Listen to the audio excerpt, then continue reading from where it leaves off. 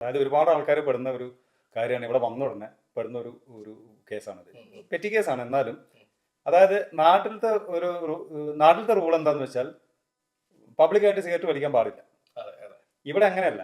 ഇവിടെ പബ്ലിക്കായിട്ട് സിഗരറ്റ് വലിച്ചെന്ന് കുഴപ്പമില്ല. പക്ഷെ ആ കുറ്റി നിലത്തിട്ട് കെടുത്തുമ്പോഴാണ് ഇവിടെ പ്രശ്നം. അത് പലർക്കും അറിയില്ല. അപ്പൊ പലരും ചിലപ്പോൾ പോലീസിനെ കാണുമ്പോൾ പെട്ടെന്ന് കുറ്റി നിലത്ത് ഇട്ട് കെടുത്തും. അതെ, മര്യാദ ഭാഗമായിട്ട് ചെയ്യും. പക്ഷെ അപ്പൊ അവർക്ക് ഫൈന് കിട്ടും. അപ്പൊ അത് വരുന്നവരൊന്ന് ശ്രദ്ധിച്ചാൽ മതി. വലിച്ചു കുഴപ്പമില്ല. എന്നാലും അവിടെ ആഷ്ട്രേ ഉണ്ടാവും. ഹൈ സ്ട്രീറ്റിലാണെങ്കിലും ഒക്കെ ആഷ്ട്രേ ഉണ്ടല്ലോ. പോക്കറ്റിലിട്ടാ ചിലപ്പോ ഷർട്ട് കയറും. അതിന്റെ ആവശ്യമില്ല. അത് എങ്ങനെയായാലും ഹൈ സ്ട്രീറ്റില് ആ ലീറ്റർ ബോക്സിൽ ഒരു ആഷ്ട്രേ ഉണ്ടാവും. ആ ആഷ്ട്രയിൽ കുത്തി കെടുത്തിയാൽ മതി. അപ്പൊ അത് പറ്റി കേസുകളാണ് അല്ലെ? അതെ. അല്ലാതെ ഈ പറഞ്ഞ പോലെ ഏത് കേസുകൾക്കാണ് നമുക്ക് ഒരു സോളിസിറ്ററുമായിട്ട് ബന്ധപ്പെടേണ്ട ആവശ്യം വരിക? അതായത് ഇപ്പം ഈ ഏത് കേസിനും ചെയ്യാം. ഇപ്പൊ ഒരു കേസ് ഇപ്പൊ ഒരാളുടെ പേരിൽ ഒരു കേസ് എടുത്തു, അയാള് പിന്നെ വിശ്വസിക്കുന്നു ഞാൻ ആ കുറ്റം ചെയ്തിട്ടില്ല, അങ്ങനെ അയാൾക്ക് കേസ് ഡിഫെൻഡ് ചെയ്ത് പോകാം. പിന്നെ വേറെ ചെയ്താലും നമുക്ക് അല്ല, അങ്ങനെയല്ല. അതായത് ഇപ്പം സാധാരണഗതിയിൽ പോലീസ് അറസ്റ്റ് ചെയ്യുന്ന കേസുകളുണ്ട്. ചില പോലീസ് അറസ്റ്റ് ചെയ്യുന്ന കേസുകളിൽ പോലീസ് പിന്നെ പോലീസ് സ്റ്റേഷനിലേക്ക് നാട്ടിലത്തെ അതേപോലെ തന്നെ പോലീസ് പിടിച്ചു കൊണ്ടുപോകും. പിന്നെ പോലീസിന്റെ ക്വസ്റ്റ്യനിങ്ങും പിന്നെ ജാമ്യത്തിൽ ഇറങ്ങുക, അങ്ങനത്തെ പ്രൊസീജിയർ കുറച്ച് വലിയ കേസ്. അപ്പൊ ഇവിടുത്തെ ഒരു റൂൾ അനുസരിച്ച് ഇപ്പൊ ഒരു അടിപിടി ഉണ്ടായി, സപ്പോസ് ഒരു അടിപിടി ഉണ്ടായി, അല്ലെങ്കിൽ ഡൊമസ്റ്റിക് വയലൻസ് ഉണ്ടായി, ഇങ്ങനെയൊക്കെ ഉണ്ടാകുമ്പോൾ ആദ്യം പോലീസ് വന്ന് അറസ്റ്റ് ചെയ്ത് കൊണ്ടുപോകും. അപ്പൊ പലരും ഇങ്ങനെയൊക്കെ സംഭവിക്കുമ്പോൾ ഒരുപാട് ആൾക്കാർ ചിലപ്പോൾ നമ്മുടെ ബന്ധുക്കളും ഫ്രണ്ട്സൊക്കെ വിളിക്കും, ഇങ്ങനെ ഒരാളെ പോലീസ് കൊണ്ടുപോയി, ഇവിടെ ഡൊമസ്റ്റിക് വയലൻസ് ഉണ്ടായപ്പോൾ പോലീസ് വന്ന് കൊണ്ടുപോയി, എവിടെയാണ് എന്താണെന്ന് അറിയില്ല. പിന്നെ ചിലപ്പോൾ ചില ആൾക്കാർ ചിലപ്പോൾ പോലീസ് കൊണ്ടുപോകുമ്പോൾ എന്താ കേസ് എന്ന് അറിയണ്ടാവില്ല. കാരണം ഇവിടെ പോലീസ് അങ്ങനെ ഡിസ്ക്ലോസ് ചെയ്യില്ലല്ലോ, പറയില്ല. അപ്പൊ പലർക്കും അറിയില്ല എന്തായിരിക്കും സംഭവിച്ചിട്ടുള്ളത്. അപ്പൊ എന്തൊക്കെ ആയാലും ഇവിടുത്തെ റൂൾ അനുസരിച്ച് ആളെ പോലീസ് കൊണ്ടുപോയാൽ സ്ട്രൈറ്റ് ബൈ ആളെ ക്വസ്റ്റ്യൻ ചെയ്യാൻ നിൽക്കില്ല. ആദ്യം അയാൾക്ക് കിട്ടുന്നത് സോളിസിറ്ററിന്റെ അഡ്വൈസ് കിട്ടിയതിന് ശേഷം മാത്രമേ പോലീസ് അയാളെ ക്വസ്റ്റ്യൻ ചെയ്യുള്ളൂ.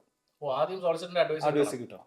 അതിനെങ്ങനെയെന്ന് വെച്ചാൽ ഒരാളെ അറസ്റ്റ് ചെയ്ത് കൊണ്ടുപോയി, എന്ത് കേസ് കൂടെ അറസ്റ്റ് ചെയ്യുന്ന ഒരു കേസ് അറസ്റ്റ് ചെയ്ത് കൊണ്ടുപോയാൽ പോലീസ് ആദ്യം ആൾ ചോദിക്കും, നിങ്ങൾക്ക് സോളിസിറ്റേഴ്സ് ഉണ്ട്, നിങ്ങൾക്ക് നിങ്ങളുടെ പരിചയത്തിൽ സോളിസിറ്റർ ഉണ്ടോ? അതല്ല, ഇല്ല എന്ന് പറഞ്ഞിട്ടുണ്ടെങ്കിൽ അവര് സോളിസിറ്ററിന്റെ ഡ്യൂട്ടി സോളിസിറ്റേഴ്സിന്റെ പാനലിലുള്ള സോളിസിറ്റേഴ്സിനെ പോലീസ് അറേഞ്ച് ചെയ്ത് കൊടുക്കും. ഗവൺമെന്റ് ആണ് അതിന്റെ ഫീസ് കൊടുക്കുന്നത്. സ്വന്തമായിട്ട് ഒരാൾക്ക് സോളിസിറ്ററിന് ഉണ്ടെങ്കിൽ അയാൾക്ക് പരിചയമുള്ള സോളിസിറ്റർ നമ്പർ കൊടുക്കാം. അപ്പൊ പോലീസ് അവിടുന്ന് സോളിസിറ്ററിനെ വിളിക്കും, എന്നിട്ട് അവർ ഇന്റർവ്യൂവിന് വരും. അങ്ങനെയാണ് പ്രൊസീജിയർ. അപ്പൊ ഇതിലെ പ്രൊസീജിയർ എങ്ങനെയാന്ന് വെച്ചാൽ, ഇങ്ങനെ സോളിസിറ്റർ വന്നു കഴിഞ്ഞാൽ പോലീസും ഈ സസ്പെക്റ്റും സോളിസിറ്ററും കൂടെ ആദ്യം ഡിസ്കസ് ചെയ്യും എന്താണ് കേസ് എന്നുള്ളത്. അപ്പോഴാണ് കേസ് ഡിസ്ക്ലോസ് ചെയ്യുന്നത്. അതുവരെ ചിലപ്പോ ഈ പിടിച്ചുകൊണ്ടുപോയ ആളോട് പോലും എന്താ കേസ് എന്നുള്ളത് അവന് ചിലപ്പോൾ അറിയണ്ടാവും, എന്തായിരിക്കും എന്ത് കേസിനാ പിടിച്ചെന്നുള്ളത്, ആരാ അറിയണ്ടാവും. പക്ഷെ ചിലര് അറിയാത്ത കേസിൽ ഇപ്പോൾ പിടിച്ചു പോകുമ്പോൾ അവർക്ക് പോലും അറിയില്ല എന്ത് കേസിനാ കൊണ്ടുപോയെന്നുള്ളത്. അവരുടെ അടുത്ത് പോലീസ് പറയില്ല, കുടുംബങ്ങളെടുത്തോ ഫ്രണ്ട്സിന്റെ അടുത്തോ ഒന്നും പറയില്ല. അത് പിന്നെ ഇവിടുത്തെ റൂൾ അതാണ്, പ്രൈവസി പോളിസിയാണ്. അങ്ങനെ ഈ സോളിസിറ്റേഴ്സിന് എത്തിയതിനു ശേഷം ഇവര് ആദ്യം ഡിസ്കസ് ചെയ്യും ഇന്നതാണ് കേസ്. അതിൽ ഈ മൂന്നാളും ഉണ്ടാവും, സോളിസിറ്റർ ഉണ്ടാവും, ഈ പിടിക്കപ്പെട്ട ആളുണ്ടാവും, പോലീസ് ഉണ്ടാവും. അവർ ഇതാണ് കേസ്. എന്നിട്ട് അവരെന്ത് ചെയ്യും, ഇനി നിങ്ങളുടെ ക്ലയന്റിനോട് പിന്നെ നിങ്ങൾ അഡ്വൈസ് ചെയ്തോളൂ എന്ന് പറഞ്ഞിട്ട് പോലീസ് മാറിത്തരും. അപ്പൊ എന്നിട്ട് നമുക്ക് നമ്മുടെ ക്ലയന്റിനോട് സംസാരിക്കാം, ഇന്ന കേസിൽ ഇന്ന രീതിയിലൊക്കെ പിന്നെ ആൻസർ കൊടുക്കണം. അപ്പൊ ഇവിടെ പല ഓപ്ഷൻസ് ഉണ്ട്. ചിലപ്പോൾ വേണമെങ്കിൽ പോലീസിനോട് ഒരു മറുപടിയും കൊടുക്കാതിരിക്കാം, ഏത് ക്വസ്റ്റിന് വേണമെങ്കിൽ നോ കമന്റ്സ് പറയാം. അത് കേസിനനുസരിച്ചിരിക്കും, കേസിന്റെ സ്വഭാവം അനുസരിച്ച്.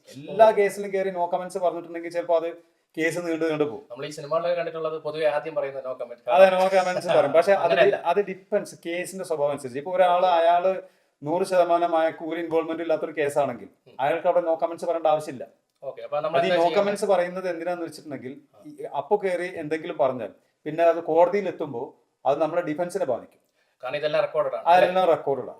അപ്പൊ കോടതിയിൽ എത്തുമ്പോൾ ഇത് അവിടെ പറയുന്ന ഡിസ്ക്ലോസ് ചെയ്യുന്ന കാര്യങ്ങൾ അത് അവിടെ എവിഡൻസ് ആയിട്ട് കിടക്കും. പിന്നെ കോടതിയിൽ ചിലപ്പോൾ വേറെ എന്തെങ്കിലും നല്ല ഡിഫൻസ് വരുന്ന സമയത്ത് കോടതിയിൽ ഇതിനെ ഡിഫെൻഡ് ചെയ്യാൻ പറ്റാത്ത ഒരു സ്ഥിതി വരും. അതുകൊണ്ടാണ് പല സോളിസിറ്റേഴ്സും നോ കമന്റ്സ് പറയാൻ പറയുന്നത്. പക്ഷെ എല്ലാ കേസിലും അത് കാണുന്നില്ല. അപ്പൊ ശരിക്കും പറഞ്ഞാൽ ഇപ്പൊ നമ്മളൊരു ഇന്നസെന്റ് ആയ ഒരു സംഭവത്തിൽ നമ്മൾ വന്ന് പെടുകയാണ്, അങ്ങനെ വരികയാണെങ്കിൽ നമ്മൾ പറയുക, അല്ല അങ്ങനെയല്ല, ഞാൻ ചെയ്തിട്ടില്ല എന്ന് പറയുന്നതിൽ തെറ്റില്ല. അങ്ങനെ അത് സാഹചര്യത്തിനനുസരിച്ചാണ് തീരുമാനിക്കുക. ആ കേസ് കേട്ട് ഇയാളായിട്ട് കേസ് സംസാരിച്ച് കേട്ട് ആ സാഹചര്യത്തിനനുസരിച്ചാണ് സോളിസിറ്റർ തീരുമാനിക്കുക ഇതിന് മറുപടി കൊടുക്കണോ, നോ കമന്റ്സ് കൊടുക്കണോ എന്നുള്ളത്. അപ്പൊ നമ്മള് ഒരു കേസിൽ പെട്ട് കഴിഞ്ഞാൽ പിന്നെ നമുക്ക് ജയിലാണോ പ്രൊസീജിയർ, അതോ ബെയിൽ ഉണ്ടോ? അല്ല, അത് സാധാരണ കേസുകൾക്കൊക്കെ ചില കേസുകൾക്കൊക്കെ പിറ്റേ ദിവസം തന്നെ നമുക്ക് ജാമ്യം കിട്ടും. ഓക്കെ. വലിയ കേസുകളാണെങ്കിൽ ചിലപ്പോൾ ജാമ്യം കിട്ടാൻ serious ചിലപ്പോൾ murder സീരിയസ് പോലുള്ള ഒഫൻസ് മർഡറോ അറ്റംപ്റ്റ് മർഡറോ അങ്ങനത്തെ വലിയ കേസുകളാണെങ്കിൽ ജാമ്യം കിട്ടാൻ ഒരുപാട് സമയം എടുക്കും. ഓക്കെ. പിന്നെ ഓരോ സമയത്ത് ഓരോ ജഡ്ജസിനും കോടതിക്കനുസരിച്ചും കേസ് ചാർജ് ചെയ്ത കേസിനനുസരിച്ചൊക്കെയാണ്.